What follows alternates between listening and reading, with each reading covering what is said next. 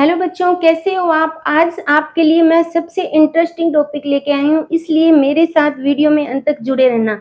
आप सोचोगे कि मैडम आपने ऊपर लिखा है क्लास 10th फॉर्मूला। अब क्लास 10th में कौन सी प्रश्नावली के कौन से फॉर्मूले आप कौन सी के कराओगे।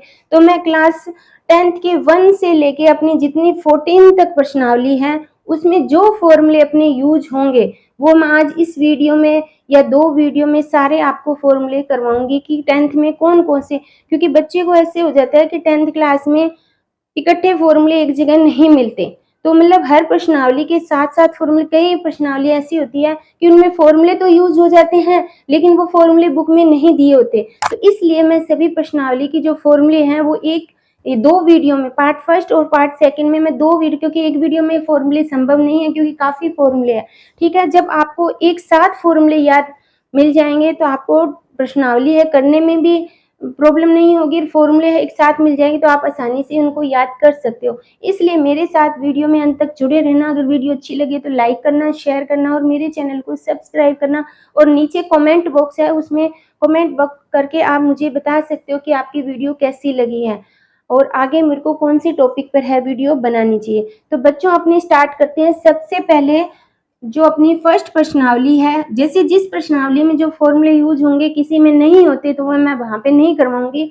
तो मैं आपको फर्स्ट प्रश्नावली में ओनली 1 फॉर्मूला यूज होता है, HCF into LCM equal to 2 संख्याओं का गुणनफल।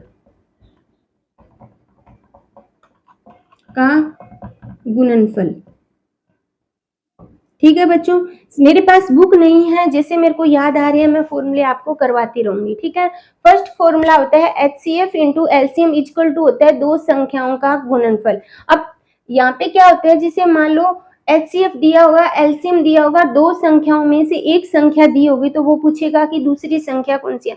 तो इस फॉर्मूले में अपने मान रख देंगे और हो जाएगा। उसके बाद जो सेकेंड फॉर्मूला आता है वो आता है अपने, कौन सा बताऊं, उसमें आता है जैसे एक होता है श्रीधराचार्य सूत्र। श्रीधरा, या अपने इसको लिख सकते हैं श्रीधराचार्य सूत्र, यानी जो द्विघाती समीकरण होती है उसका मान x और या y का x का होता है। वैसे श्रीधराचार्य में एक चर वाली रैखिक समीकरण होती है, उसमें जो भी चर दिया होगा उसका मान अपने कैसे ज्ञात करते हैं, -b प्लस माइनस b की स्क्वायर -4ac बटे 2a। मोस्ट इंपोर्टेंट फॉर्मूला जो एग्जाम में पूछा जाता है, और पिछली बार 10th के बोर्ड एग्जाम में ये क्वेश्चन डायरेक्ट 1 नंबर का ओनली फॉर्मूला पूछा गया था कि श्रीधराचार्य सूत्र क्या होता है और उसका यूज कहाँ किया जाता है। जो द्विघात समीकरण होती है जिनके अपने गुणनखंड नहीं कर सकते तो उनको श्रीधराचार्य सूत्र की सहायता से उसके गुणनखंड कर सकते हैं। ये था फर्स्ट प्रश्नावली में, ये था फोर्थ में। जो बीच में जो प्रश्नावली है उनमें फॉर्मूले ज्यादा यूज नहीं होते। एक और होता है जैसे अपनी सेकंड प्रश्नावली थी शायद, उसमें क्या होता है कि अपने द्विघात समीकरण कैसे बनाते हैं, यानी शून्यकों का योग, या अपने इसको लिख सकते हैं alpha plus beta equal to -b बटे a। एक होता है शून्यकों का गुणनफल अल्फा गुना इक्वल टू होता है c बटे a, और इसके लिए a equation square plus b x plus c equal to 0। यहां से जब अपने को शून्यकों का योग दिया होगा, शून्यकों का गुणनफल दिया होगा, वहां से अपने a b c तीनों मान ज्ञात करेंगे। वो मान इस इक्वेशन में रखेंगे तो अपनी क्या हो जाएगी, एक द्विघात समीकरण बन जाएगी। पेपर में क्या होता है कि अपने को शून्यकों का योग और शून्यकों का गुणनफल दिया होता है, कहते हैं द्विघात समीकरण कौन सी बनेगी उसको बनाओ, या अपने को इसकी द्विघात समीकरण क्या होगी, तो वो अपने करेंगे इन सूत्र की सहायता से। ठीक है बच्चों, उसके बाद फर्स्ट में हो गया, फोर्थ में भी हो गया, सेकंड में भी हो गया, थर्ड में कोई नहीं होता क्योंकि विलोपन और प्रतिस्थापन विधि से अपने ज्ञात करते हैं तो वहां पे इतना यूज नहीं होता। उसके बाद आती है अपनी समांतर श्रेणी वाली एपी वाली फिफ्थ प्रश्नावली। उसमें क्या होता है, n पद an equal to a plus n minus 1d, ये एक होता है फर्स्ट फॉर्मूला। और एक होता है Sn का फॉर्मूला, Sn इक्वल टू n बटे 2a plus n minus 1d। ये होता है पदों का योग ज्ञात करना और ये होता है nवां पद ज्ञात करना। यानी n वहां पद ज्ञात करना का फॉर्मूला होता है a n equal to a plus n minus 1d। और पदों का योग कैसे ज्ञात करते हैं, एस एन एन बटे 2 bracket 2a plus n minus 1d।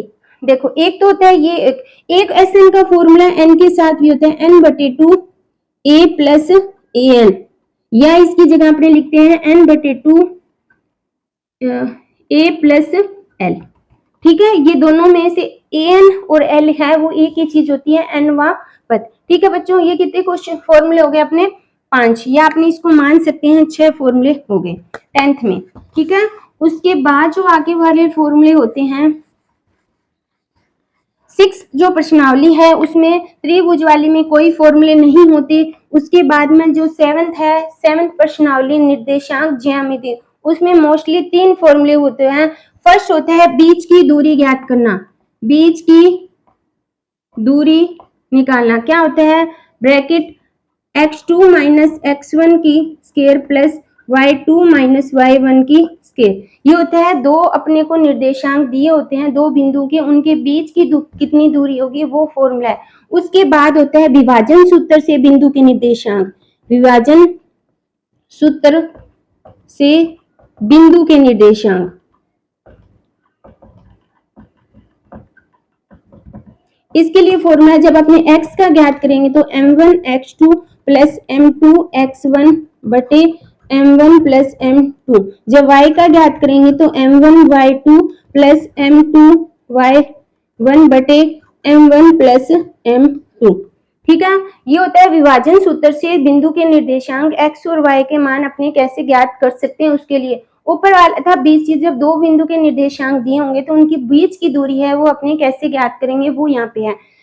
उसके बाद एक होता है मध्य बिंदु ज्ञात करना, मध्य बिंदु यानी जब अपने x का करेंगे तो x1 प्लस x2 बटे 2, इसी तरह जब y का करेंगे तो y1 प्लस y2 बटे 2। ठीक है, उसके बाद होता है निर्देशांक, जो 7th प्रश्नावली है निर्देशांक ज्यामिति, उसमें एक क्वेश्चन आता है त्रिभुज का क्षेत्रफल कैसे ज्ञात करते हैं जब अपने को निर्देशांक बिंदु दिए होते हैं। तो उसके लिए आता है त्रिभुज का क्षेत्रफल बराबर होता है 1/2 x1 y2 minus y1 plus x2 y2 minus y3 और plus x3 y1 minus y2। तो ये जो 10th में फॉर्मूले होते हैं वो 4 फॉर्मूले होते हैं। अब ये जो फॉर्मूले हैं उसको अपने कैसे करते हैं, मान लो कोई भी एक रेखाखंड दिया है, ये a बिंदु है ये b है, यहाँ पे x1 y1 x2 और y2 दिया हुआ है। अब इससे ये तीनों क्या, अब अगर पूछे कि यहाँ से लेके यहाँ तक के बीच की दूरी क्या होगी जब ये फॉर्मूला लगेगा, तब पूछे विभाजन सूत्र से x, यानी ये रेखा यहाँ पे कोई 2:3 में ये रेखा विभाजित है तो यहाँ पे x और y का मान क्या होगा वो है।